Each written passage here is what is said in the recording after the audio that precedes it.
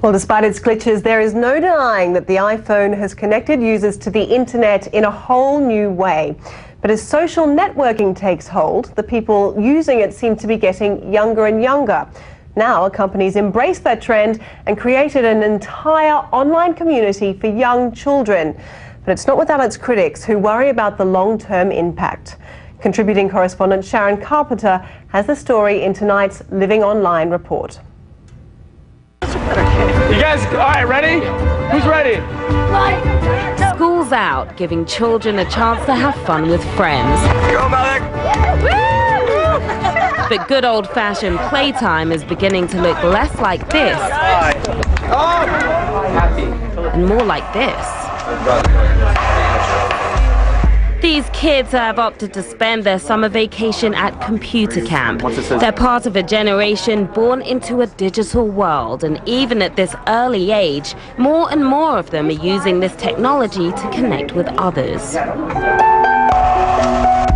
Social networking sites like Facebook and MySpace are aimed at people 13 and older, but there's a growing market for versions that cater to children like 8-year-old Harrison. There's the neighborhood, which has all my friends on it. Harrison and his dad Joel recently signed up for Togetherville.com, a new social networking site aimed at 6 to 10-year-olds. The site, which is modeled after Facebook, lets kids have their own profiles and use their own identity. They can play games, watch videos, and communicate with friends.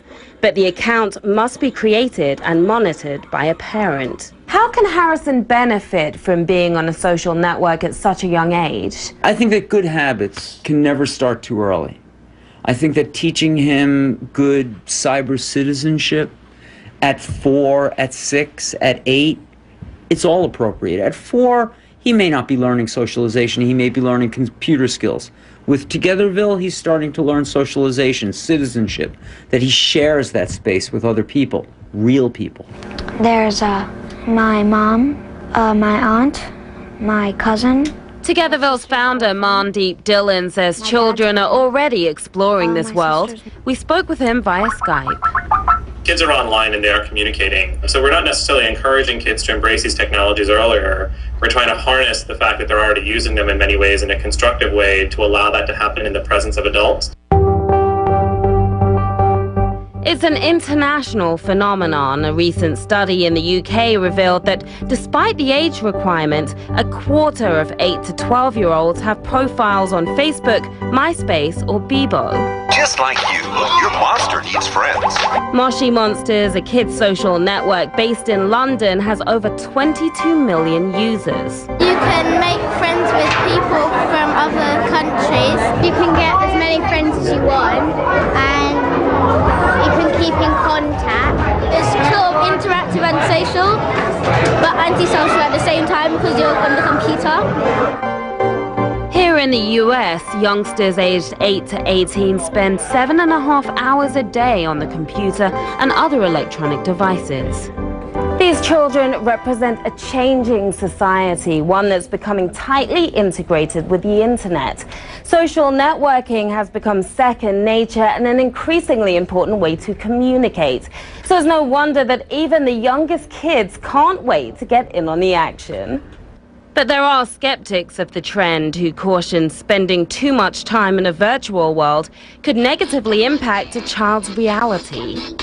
I think if we're not careful and we allow these thinner, faceless means of communication to be the launch pad for our relationships increasingly, if they really do take over our relationships, I think the worst case scenario is that we create a kind of robotic society. What we need to be doing is teaching kids to be humans first, to have the human connection, to play in the physical time and space. Nice. 49,289. You almost doubled mine. Whether we like it or not, online communication is a very real part of young people's lives, and it's not going anywhere. This is fun. Sharon Carpenter, BBC News, New York. Well, one person who is on the move is our online reporter, Franz Strasser. For 2 weeks, he's travelling throughout the United States, for an in-depth look at the immigrant experience. He's now reached Chicago and filed this report on his journey into America. The Windy City is home to well